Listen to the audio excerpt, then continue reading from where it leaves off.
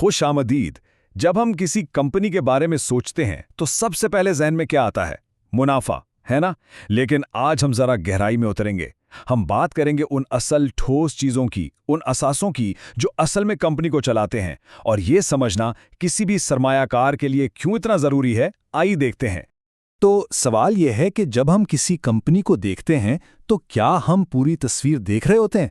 अक्सर हमारी नज़र सिर्फ बड़े बड़े नंबर्स पर जाती है। रेवेन्यू कितना है, मुनाफा कितना है, और हाँ, ये बहुत अहम है, इसमें कोई शक नहीं। लेकिन ये कहानी का सिर्फ एक रुख है। असल कहानी वो तो इन असासों में छुपी है जो ये सारा मुनाफा कमा कर दे रहे हैं। इसको ऐसे समझें कि किसी भी बिजनेस की असल हकीकत जानने के लिए हमें उसके किचन में झांकना पड़ता है। मतलब उसकी फैक्ट्रियों, उसकी मशीनों, उसकी टेक्नोलॉजी को देखना पड़ता है। यही तो वो जगह है जहां असल जादू होता है, जहां सारी वैल्यू बनती है। तो चलें अपने पहले टूल की मदद से ये देखते हैं कि आखिर ये किचन चल कैसा रहा है। क्या ये एक तेज रफ्तार जदीद रेस्टोरेंट की तरह काम कर रहा है या फिर एक पुराने सुस्त रफ्तार ढाबे की तरह? इस चीज को नापने के लिए एक बहुत कारआमद टूल है जिसे कहते हैं फिक्स्ड एसेट टर्नओवर रेशियो। अब ये नाम थोड़ा टेक्निकल लग सकता है, लेकिन इसका काम बहुत सीधा है। ये हमें बस ये बताता है कि कंपनी अपने असासों जैसे फैक्ट्रियां और मशीनें पर खर्च किए गए हर रुपए के बदले कितनी आमदनी बना रही है। सीधी सी बात है, जितना ज्यादा ये रेशियो होगा उतनी ही कंपनी ज्यादा एफिशिएंट मानी जाएगी। और इसका फॉर्मूला भी बिल्कुल सादा है। आप कंपनी की कुल आमदनी को उसके औसत फिक्स असासों से तकसीम कर दें, बस। ये बिल्कुल ऐसे ही है जैसे हम ये हिसाब लगा रहे हों कि मशीनरी पर लगाए गए हर एक रुपए ने हमें कमाकर कितने रुपए दिए। चलें इसको एक हकीकी मिसाल से समझते हैं।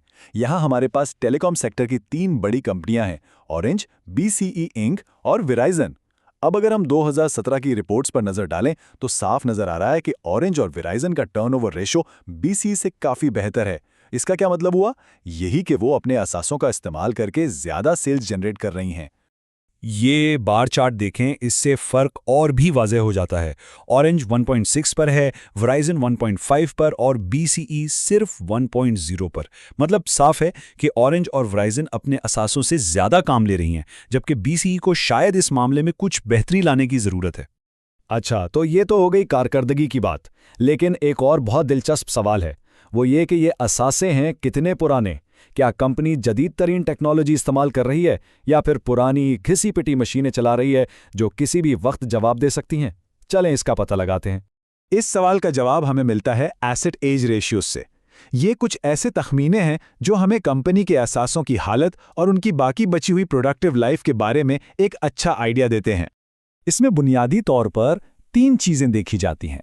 पहली, एवरेज एज यानी औसत उम्र। इससे पता चलता है कि असासे औसतन कितने अरसे से इस्तेमाल हो रहे हैं। दूसरी, रिमेनिंग लाइफ यानी बाकी बची हुई जिंदगी, कि ये असासे मजीद कितने साल काम दे सकते हैं। और तीसरी, टोटल यूजफुल लाइफ, जो इनकी पूरी मुतवक्के उम्र का अंदाजा है। और इन तीनों का आपस में ताल्लुक भी बहुत सीधा साधा है। देखें, असासों की तखमीनी उम्र में अगर उनकी बाकी बची हुई जिंदगी को जमा कर दें तो जाहिर है कि हमें उनकी कुल काबिले इस्तेमाल जिंदगी मिल जाएगी। बिल्कुल मंतकी बात है। अब वापस अपनी टेलीकॉम कंपनीज की मिसाल पर आते हैं। यहाँ डेटा बहुत दिलचस्प कहानी सुना रहा है। वेराइजन के असासे औसतन सबसे नए हैं, सिर्फ 10.7 साल पुराने। इसका मतलब है कि शायद उन्हें जल्द ही बड़ी तब्दीलियों की जरूरत ना पड़े।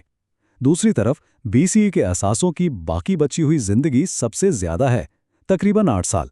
ये इनके असासों की मजबूती और पायदारी की तरफ इशारा करता है। तो ठीक है, हमें ये तो पता चल गया कि असासे पुराने हो रहे हैं। अब यहाँ एक बहुत ही अहम सवाल पैदा होता है, क्या कंपनी इन पुराने असासों को बदलने के लिए कुछ कर भी रही है? क्या वो मुस्तकबिल के लिए नई सरमायाकारी कर रही है ताकि मुकाबले में पीछे ना रह जाए? इसका जवाब जानने के लिए हम 2 चीज़ों का मुवाजना करते हैं। एक तरफ है कैपिटल एक्सपेंडिचर्स यानी नए असासों पर किया जाने वाला खर्च, और दूसरी तरफ है डेप्रिसिएशन यानी असासों की कदर में हर साल होने वाली कमी।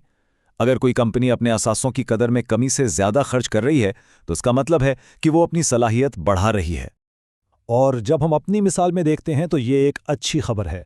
तीनों कंपनियां अपनी डिप्रिसिएशन से ज़्यादा सरमायाकारी कर रही हैं। ऑरेंज और वेराइजन 120% पर हैं और BCE तो 140% पर है। इसका मतलब है कि ये सब ना सिर्फ अपने पुराने असासों को बदल रही हैं बल्कि अपनी पैदावारी सलाहियत में इजाफा भी कर रही हैं। खासतौर पर BCE का 140% का अदद बहुत मुतासिर कुन है। याद है, हमने देखा था कि उनके असासे औसतन काफ़ी पुराने हैं, लेकिन ये अदद बता रहा है कि वो इस मसले से निपटने के लिए बहुत तेज़ी से, अपनी डेप्रिसिएशन से 40% ज़्यादा तेज़ी से नए असासों में सरमायाकारी कर रहे हैं। अच्छा, तो अब तक हमने काफ़ी कुछ सीख लिया है, लेकिन इससे पहले कि हम इन टूल्स को इस्तेमाल करना शुरू कर दें, एक बहुत अहम बात समझनी ज़रूरी है। एक अच्छे तज्जियाकार को हमेशा इन नंबर्स की हुदूद का भी इल्म होना चाहिए। ये बात हमेशा जहन में रखनी चाहिए कि ये सारे रेशो सिर्फ तखमीने हैं, कोई पत्थर पर लकीर नहीं। सबसे बड़ी वजह यह है कि अकाउंटिंग के असूलों में काफ़ी लचक होती है।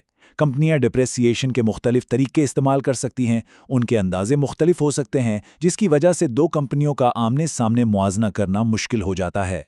इस टेबल को देखें, ये दिखा रही है कि किस तरह एक ही असासे की कीमत को दो मुख्तलिफ तरीकों जैसे स्ट्रेट लाइन और एक्सेलरेटेड से वक्त के साथ साथ मुख्तलिफ तरीके से रिकॉर्ड किया जाता है। अब अगर दो कंपनियां अलग अलग तरीके इस्तेमाल कर रही हों तो उनके नंबर्स का मुवाजना कैसे दुरुस्त हो सकता है?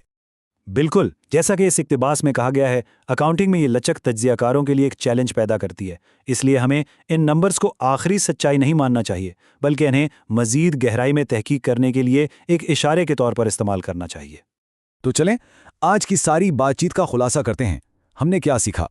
पहली बात, कारकर्दगी को जांचने के लिए फिक्स्ड एसेट टर्नओवर रेशो देखें। दूसरी बात, मुस्तकबिल में सरमायाकारी की ज़रूरत का अंदाज़ा लगाने के लिए असासों की उम्र के रेशोज़ को समझें। तीसरा, ये देखने के लिए कि क्या कंपनी अपनी सलाहियत बरकरार रख रही है, उसके कैपिटल इखराजात का डेप्रिसिएशन से मुआवजा करें। और सबसे अहम बात, स्या को सबाक हमेशा याद रखें। तो अब अगली बार जब किसी कंपनी का तज्जिया करने बैठें तो खुद से ये सवाल ज़रूर पूछें कि क्या सिर्फ मेन्यू पर लिखी डिशेस को देखना है या फिर किचन के अंदर जाकर ये भी देखना है कि खाना पक कैसे रहा है, क्योंकि असल कहानी वहीं छुपी होती है।